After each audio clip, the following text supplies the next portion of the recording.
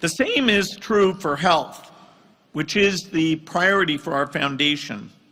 In 1978, Dr. Olikuye Ransom Kuti, who later became Nigerian Minister of Health, helped establish primary health care as the global standard. We now know that a strong primary care system takes care of 90% of people's health needs. Tragically, 40 years after Dr. Ransom Kuti helped other countries set a course for the future, the Nigerian primary health care system is broken. The evidence for this can be found in the epidemic of chronic malnutrition or stunting. As the name suggests, chronic malnutrition is not a disease children catch. It is a condition that develops over time because they are deprived of a diverse diet and the services of a strong primary health care system, including vaccination. The consequences of stunting are devastating. Though stunted children are defined as shorter than average, we're not particularly concerned about their height. What we're more concerned about is their brains, or what Akin Adesina calls gray matter infrastructure. This is a picture of a brain of a single normally developing infant on the left. And on the right is a picture of a brain of a chronically malnourished infant. What you can clearly see is a dramatic difference in the neural connections of these two brains. And once this damage is done, it's almost impossible to repair. So in Nigeria, 1 in 3 children is therefore at risk of this condition. It's a tragedy for these children, but also a huge blow to the economy. According to the World Bank, addressing this crisis would add almost $30 billion a year to GDP. So what does it take to solve stunting? It takes a focus on agricultural development, nutrition, and primary health care. A functioning primary health care system has 6 features: adequate funding, good facilities in the right places, skilled and dedicated health workers, ample stocks of equipment and medicines, patients who know about the system and know to use it, and a mechanism for collecting data to constantly improve the quality. Today, the Nigerian primary health care system is not adequately funded, but it also doesn't get the most out of its current funding. I want to reemphasize the last point about data. More transparency would lead to more accountability, which would strengthen governance and management and would improve quality across the board.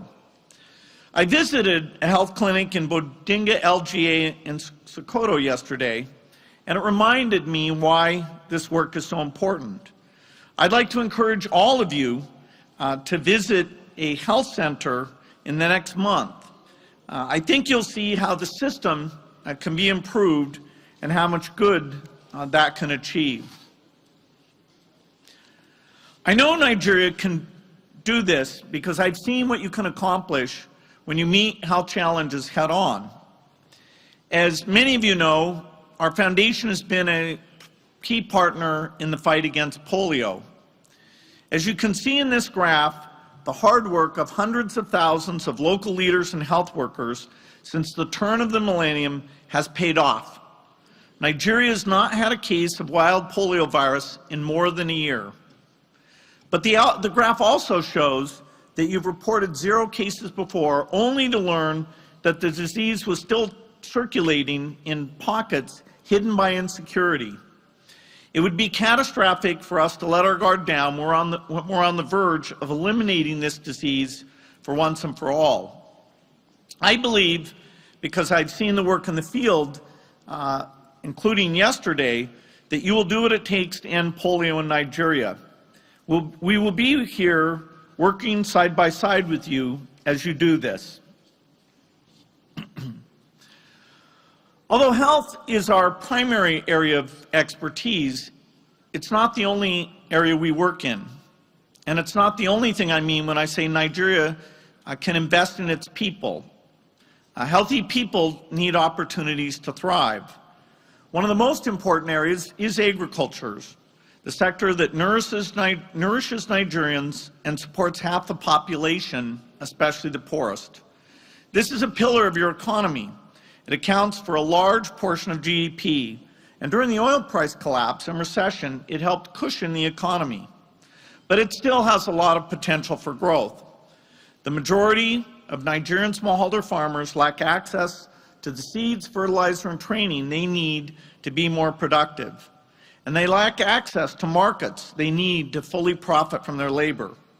The government is taking steps to fill these gaps with both more investment and a series of policies to encourage private sector investment. The reforms lay the foundation for a growing agricultural sector that can feed the country, reduce malnutrition, and lift up tens of millions of smallholder farmers. I urge you to build on this work. Another barrier that continues to prevent smallholders from thriving is their lack of access to finance. Like good roads, finance connects farmers to opportunity, yet only 4% of Nigerian farmers currently have loans to grow their business. In a country where 3/4 of the people have mobile phones, digital financial services can provide a solution. In fact, digital finance offers the potential to boost the economy from top to bottom.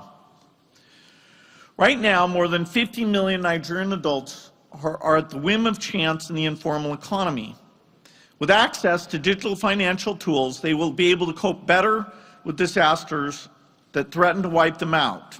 They'll be able to build assets and a credit history and gradually lift themselves out of poverty. This would have a huge impact.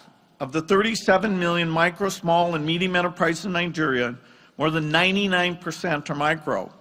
Their lack of access to finance is a leading reason why they can't grow. With digital payments, savings, and credit, they'll finally have the resources to plan for the future. According to the best estimates, digital financial services could add 12% increase to Nigerian GDP by 2025. That's even more than the contribution of oil to the GDP.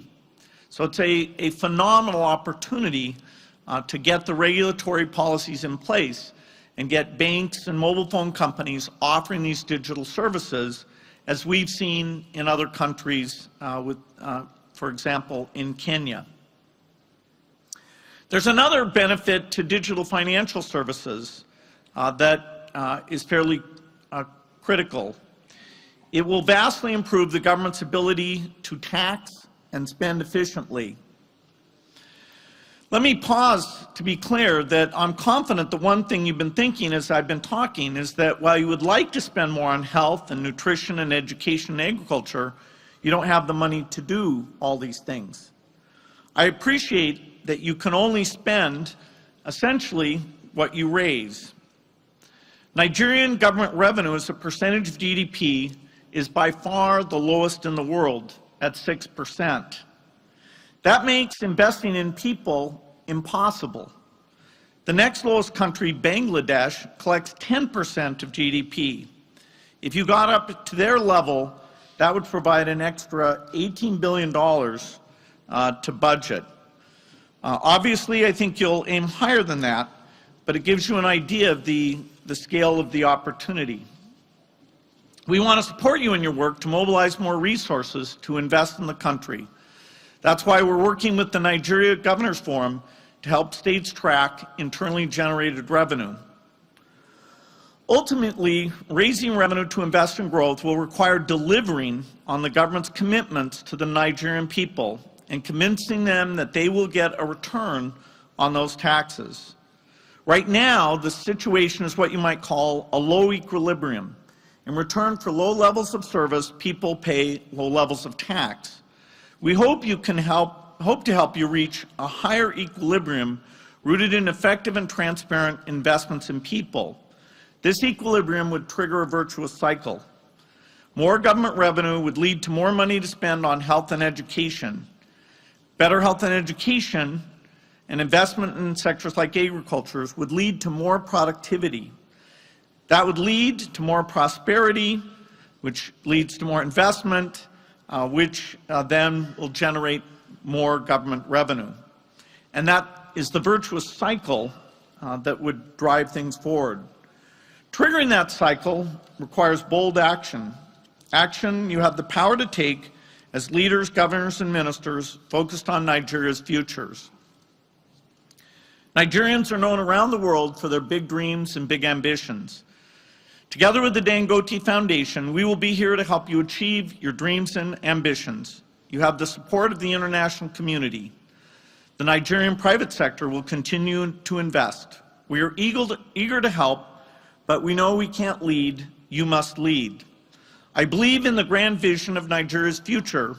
I believe in it because I've seen it. It's represented by this line, the line that depends on healthy, educated people and the surge of economic activity they will unleash. And this means the future depends on all of you and your leadership in the years to come. Thank you.